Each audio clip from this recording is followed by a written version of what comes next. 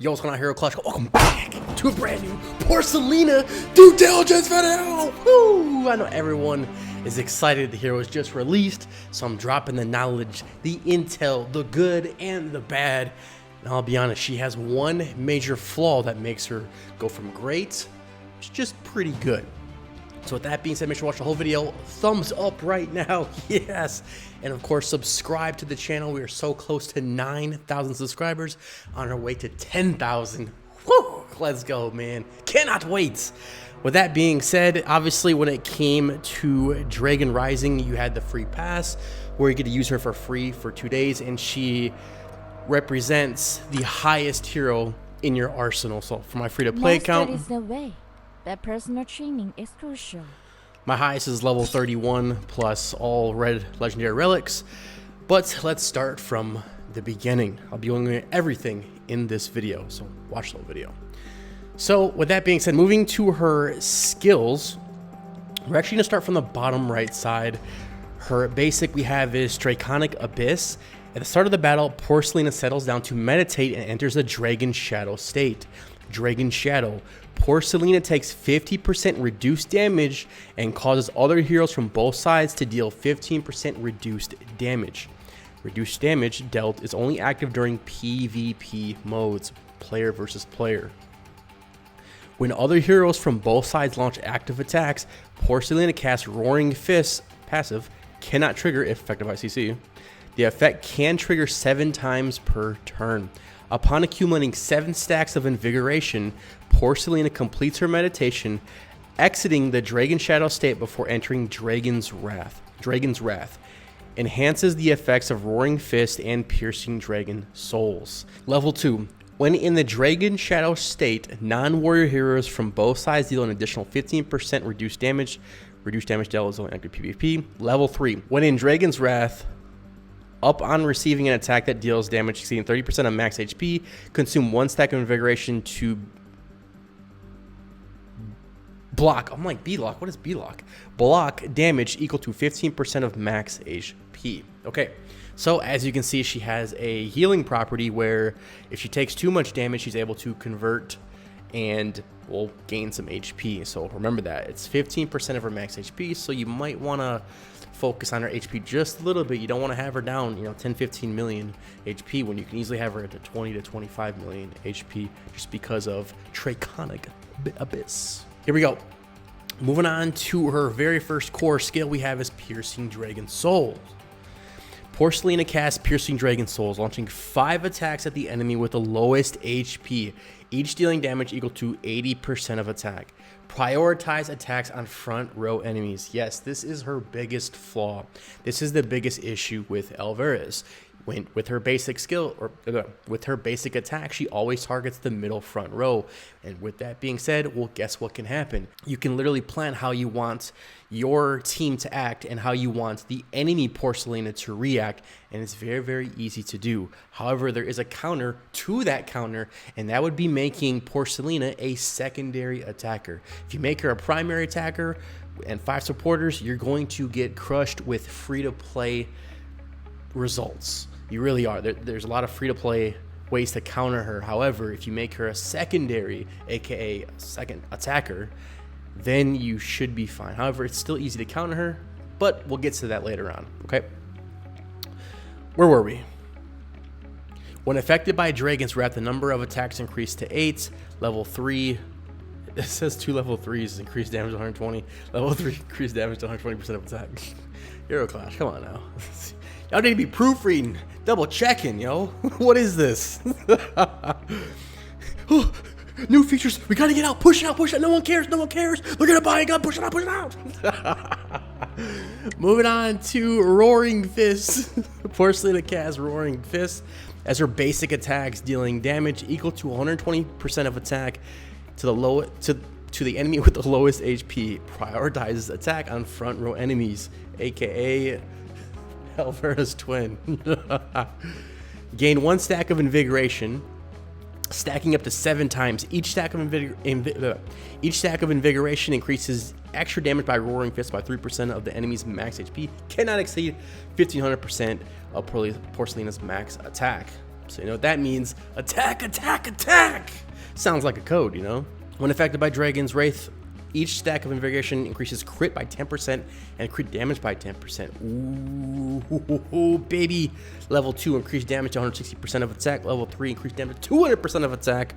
Piercing Dragon Souls and Roaring Fist pierce through invulnerability and deals 40% of the original damage. See, this is what makes her so good, is because of this. If they remove this invulnerability type ability, then she would be mediocre at best. She would be forgotten about come Thursday evening at about 8 p.m. Eastern time zone. So this right here is what people gravitate towards, this invincible type property where she can break through, you know, the Phoenix Shield. She can break through probably Devil's Vombrace level 30. She can break through a lot of these shields, so, well, invincible shields. This effect is increased to 70% of the original damage when targeting invulnerable front row enemies. So if you have a front row Phoenix, you're about to probably get slapped by her, just saying, or kicked. Like I said, she's always focused on the front row, and that is her biggest decline. And I have a really good suspicion that when everyone, you know, gravitates towards her, then they're going to release some type of defensive mechanism that enhances the already known defense mechanisms, such as, you know, Banshee, you know, Destruction Eye, you know, Tree Spirits, etc. So, level 4, when Dragon's Wraith, the first cast of Roaring Fist per turn grants 1 extra stack of Invigoration. Cool beans. Okay, now moving on to her next core skill we have is Draconic Divinity. When in Dragon Wrath, Porcelina casts Piercing Dragon Souls. Passive cannot trigger if affected by CC. This time, Piercing Dragon Souls increases crit by additional 25% and crit damage by additional 25%. Level 2, when in the Dragon's Wraith state, whenever a front row enemy is defeated, Porcelina casts Piercing Dragon Souls. Passive cannot trigger if affected by CC. Level 3, when the last front row enemy is defeated, if Porcelina is in the Dragon Wraith state, she will cast an additional Piercing Dragon Souls. Level 4, when taking fatal damage. This right here is the next part that makes her so OP, and another reason why people gravitate towards her so much is because of the invulnerability perk and this. Level 4, when taking fatal damage, Porcelina becomes immune to damage from that action, including damage from passive abilities that can be triggered while under CC. Man, dude, oof. She gains invulnerability for 1 turn, healing herself for 800% of attack, and immediately casting Piercing Dragon Souls. Passive cannot trigger effect with CC. Afterwards, she consumes 3 stacks of Invigoration. This effect can only trigger once per battle.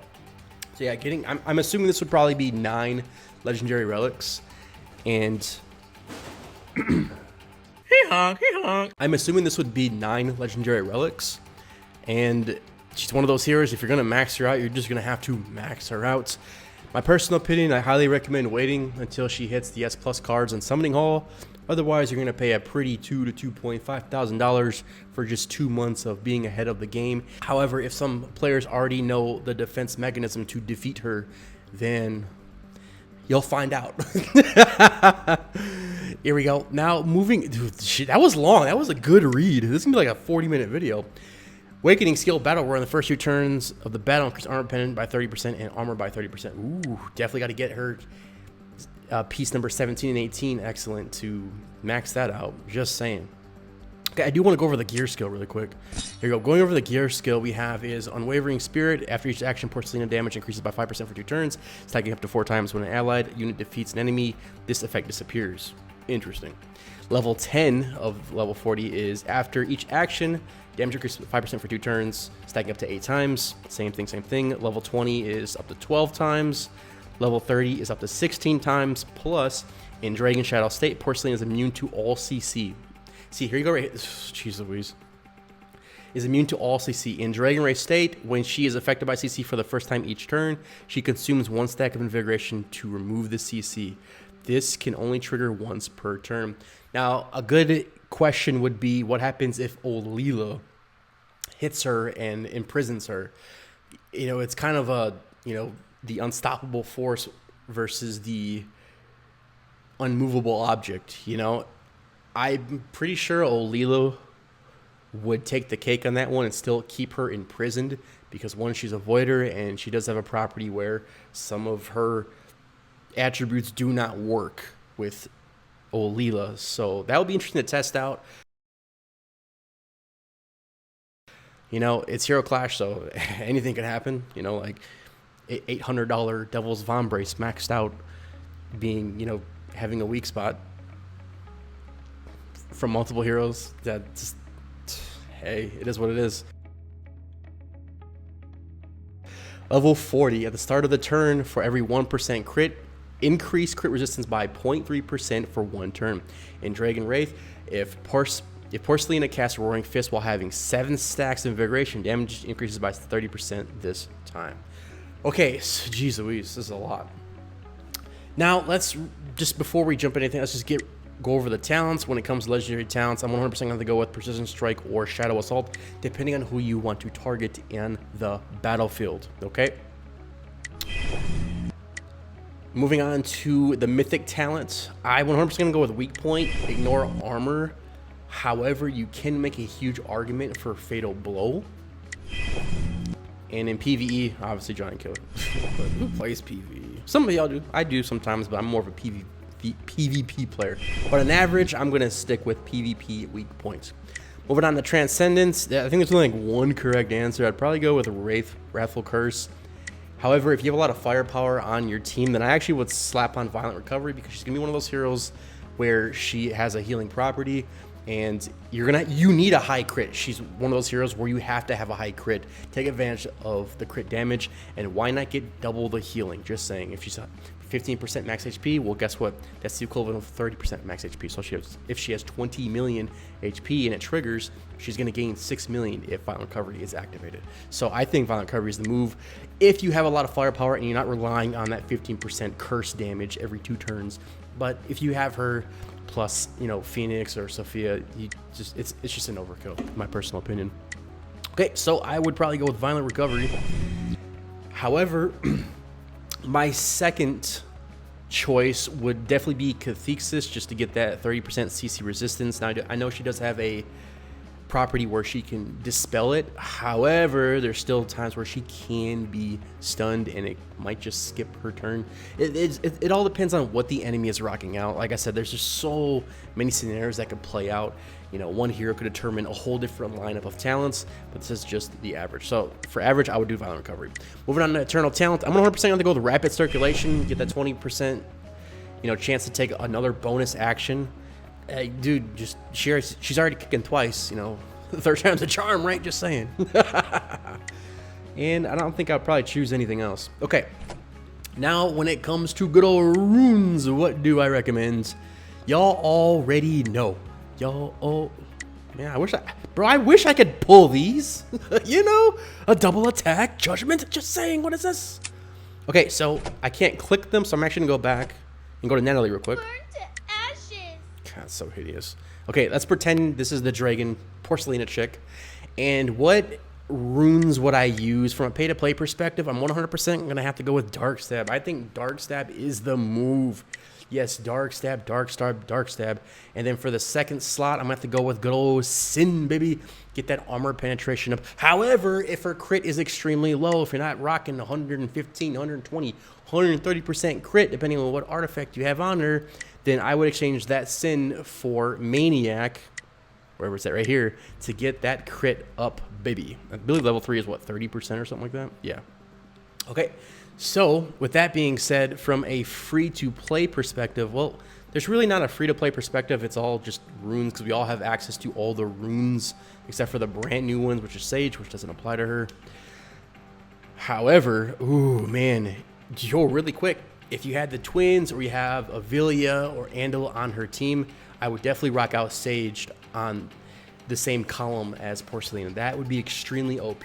That right there is going to make her extremely OP, just like Sparta in the Sage combo. It's just, it's so OP, it's disgusting. It really is. Okay. How did you know I have horns and a tail? Okay, now when it comes to armor, y'all already know I'm gonna have to go with crit, attack, armor pen, and speed. It's going to be extremely hard to balance her out because she kind of relies on majority.